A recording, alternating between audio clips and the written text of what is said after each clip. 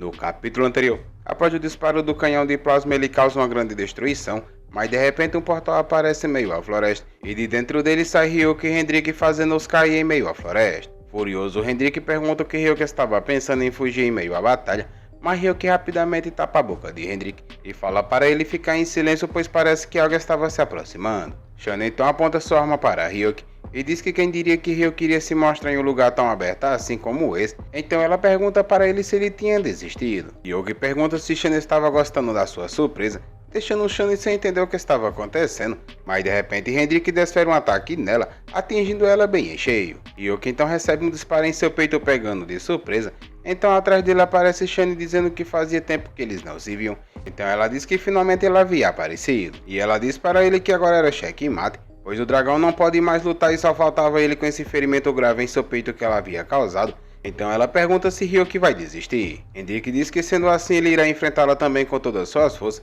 e ele começa a conjurar uma grande bola de fogo em sua boca, e em seguida ele lança contra a Shana, mas ela também dispara seu ataque contra Hendrik, causando uma grande explosão.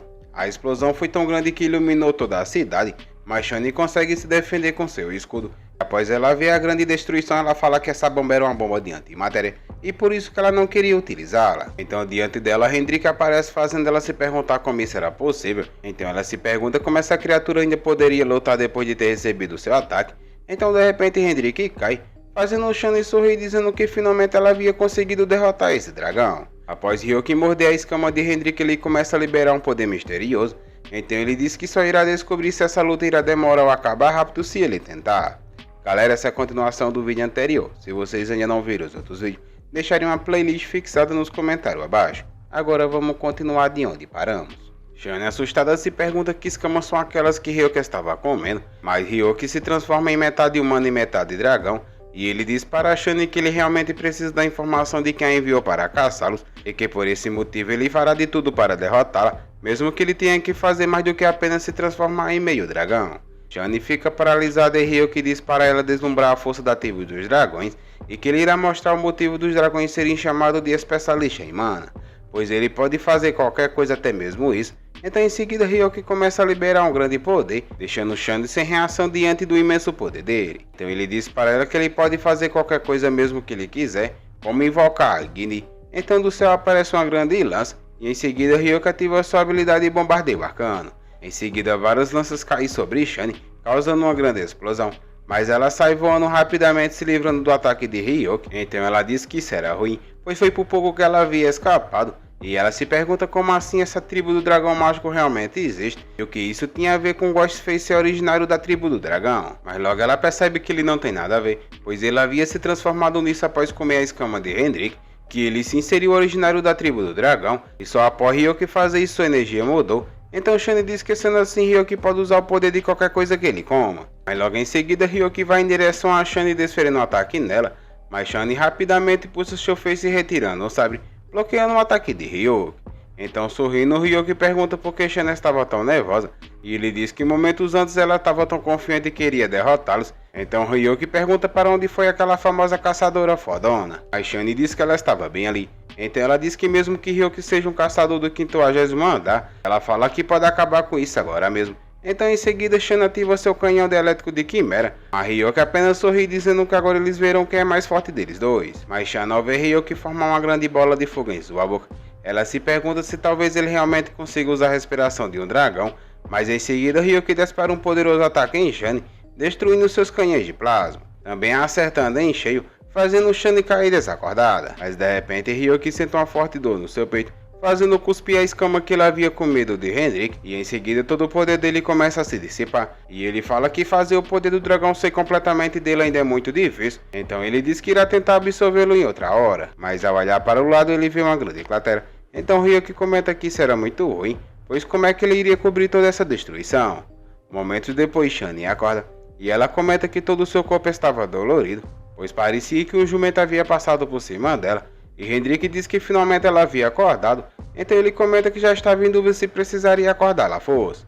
Chorando, Shana se pergunta como assim Hendrik tinha acordado primeiro que ela, e em seguida ela pergunta se ele realmente era da tribo do dragão, mas de repente ela percebe algo diferente, então Shana pergunta que lugar era esse. Então Ryuki se aproxima dela dizendo que isso era uma barreira que ela havia criado, pois eles dois haviam fracassado pois tudo ao redor foi destruído, e que sendo assim eles não podem deixar que as coisas fiquem desse jeito. Mas Shani sorri dizendo que ela estava atrasada para ir para casa, e ela disse que assumia que havia perdido, embora seus esforços tenham sido bons. Então Shani disse que só havia perdido porque existe um monstro que rouba o poder dos 4 grandes espécies, e que sendo assim não tinha o que ela fazer. Ryoki então sorri dizendo que Shani havia subestimado eles, então Hendrik fala que já que ela havia pensado nisso, qual foi o motivo dela ter apostado com eles? Shani comenta que isso era uma oportunidade que ela tinha de competir com um dos membros da tribo do dragão, e ela disse que não poderia perder essa oportunidade. Ryoki não acredita que ela fez essa bagunça toda só por isso, então Hendrik irritado pensa que essa garota é doida, mas Shani fala que ela tinha uma grande vontade de saber quem seria mais forte, se era ela ou o poder de um dragão. Então Hendrik fala que ele concorda com isso também, e desesperado Ryoki diz para Hendrik que ele não concorda com nada, pois ele havia gastado toda sua mana criando essa barreira para esconder toda essa destruição. E ele diz que agora que todo mundo estava bem, e Shana estava acordada, ele acha que estava na hora dela cumprir sua promessa, e ele pergunta quem eram as pessoas que enviaram ela para caçá-los. Shani fala para Ryoki que não era apenas uma pessoa que estava caçando ele, pois na verdade quem havia colocado a recompensa sobre a cabeça dele foi a Aliança das Guildas. E de início Ryoki não entende, mas logo ele se irrita se perguntando se isso realmente seria verdade. Hendrik pergunta o que seria a Aliança das Guildas, então Shani pergunta se ele conhecia a penalidade. Então ela explica que os caçadores em andares altos têm um limite de quanto podem influenciar os andares inferiores, e por esse motivo eles decidem apoiar e absorver as guildas dos andares inferiores como solução. E essas guildas também apoiam as guildas mais baixas que elas, e sendo assim eles fortalecem sua influência, e por isso são chamadas de Guilda da Aliança. Hendrik comenta que um grupo assim é fácil de identificar na torre com apenas um pouco de investigação. Então Ryoki diz que isso não era necessário, pois só existe uma pessoa que definitivamente usaria esse método para gerenciar um grupo tão grande, e seria a Guilda da Terra Santa, mais específico Caim Pelon da Guilda Nine Star. Momentos antes em outro local, Caim fala que era um prazer ter todos os membros do Nine Star reunidos aqui hoje. Então Tylo fala que ele sabe o porquê eles foram chamados, e em seguida ele fala que foi porque a Guilda da Terra Santa havia sido sequestrada. Então ele pergunta se ele não estava certo. O mago Merlin pergunta se havia sido um caçador forte chamado Ghostface do andar 50 que tinha feito isso. Então Dang pergunta do andar 50, e ele fala que como assim eles foram derrotados por alguém desse nível. Mas de repente alguém entra chamando a atenção de Tylo, e em seguida Carmen irritada pergunta se eles haviam parado de falar besteira, ou se não ela mesmo irá fazê-los parar. Mas Tylo rapidamente entra em posição de combate e pergunta se Carmen realmente queria resolver as coisas assim. Mas Caim pergunta se Tylo poderia garantir que uma das suas guildas não seria o próximo lugar que eles atacariam, ou deixando apenas em silêncio. Mas Caim fala que ele havia julgado aquele cara como um bruto que poderia ameaçá-los. Como o bruto era o Ghostface, ele sugere que eles deveriam se livrar logo dos brutos. Tylo então pergunta como é que eles iriam resolver isso, e se é eles mesmos que iriam ao campo para resolver.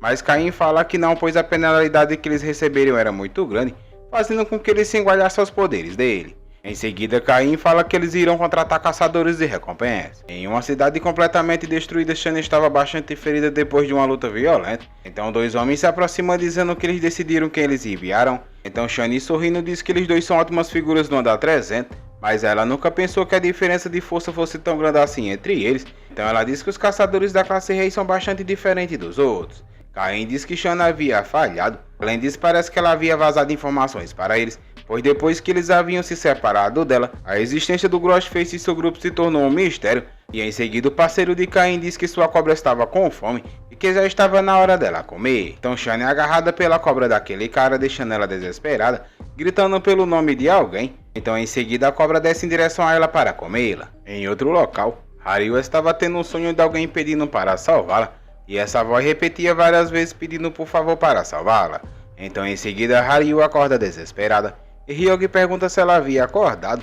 Então Haryu pensa que era aquela mulher novamente, então ela pergunta a Ryoki por Hendrik, e Ryoki fala que ela havia saído para coletar informações mais cedo, pois parece que havia um movimento significativo os perseguindo, mas ele disse para ela que ele tinha se certificado que ela ficasse bem.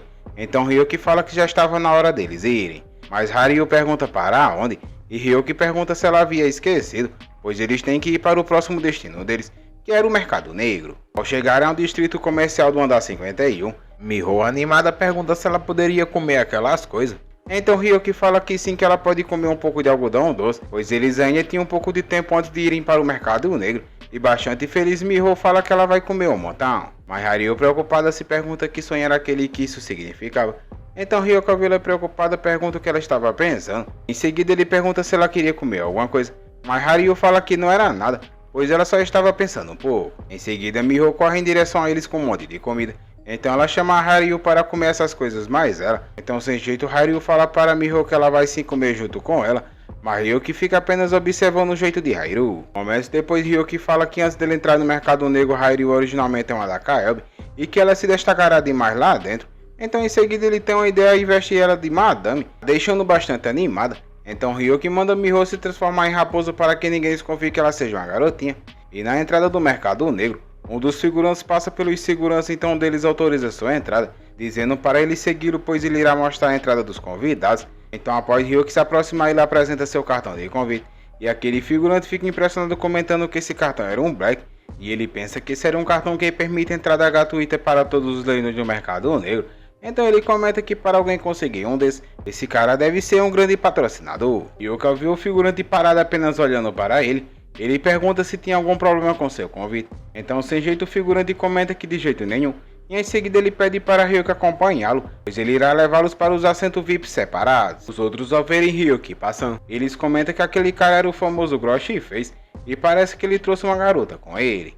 Então ao vê-lo indo para os assentos VIPs, os figurantes se perguntam se Ryuki tem algum tipo de medo de sua identidade ser manchada ou algo assim. Chega à área VIP, o figurante comenta que esses são os assentos privados, então ele diz para Ryuki apertar o botão quando ele tiver algum lance para ofertar, e Ryuki olha para ele e diz que ele não deve se aproximar deles a menos que ele o chame. Então o figurante fala que estava tudo bem, então em seguida o figurante sai e fecha a porta deixando Ryuki e Haruo sozinhos. Logo é dado início ao leilão. Então o leiloeiro animado anuncia uma coroa fazendo vários figurantes da lança por ela. Momentos depois Miho segura em suas mãos um amuleto de invocação que foi vendido por 350 mil ouros. Então Ryuki pergunta se era só ele que achava que ali não tinha muitos itens que valia a pena comprar. Então Haruo comenta que era verdade, ela também não tinha visto muitas coisas boas. Então Ryuki pensa que tem algo estranho, e ao olhar para baixo ele se pergunta por que tinha tantas pessoas assim reunidas lá embaixo. E ele comenta que certamente algo grande deve estar por vir, para que aquelas pessoas estejam tão próximos do palco assim. Em seguida o leiloeiro anuncia o próximo item a ser vendido. Então Haruo se assusta e em seguida ela se levanta e pergunta o que era aquilo ali embaixo. Mas Ryuki pergunta se é algum item de baixa qualidade, mas de repente Haruo salta da sala VIP deixando Ryuki assustado, perguntando o que é que ela estava fazendo. Então Haruo ouve a voz novamente dizendo aqui por favor me salve, fazendo ela saltar em cima das cabeças dos compradores. Ao se aproximar da caixa ela ouve novamente aquela voz pedindo para que ela salve. Então Haruo fala para ele esperar, pois ela estava chegando. Galera, obrigado a todos que acompanharam até aqui. Peço que deixem um like e se inscrevam no canal, além de deixar um comentário falando se a gente deve continuar com nossa aventura. Isso ajuda muita gente a continuar produzindo nossos conteúdos. Quero agradecer a todos vocês que ficaram até aqui, e até a próxima aventura.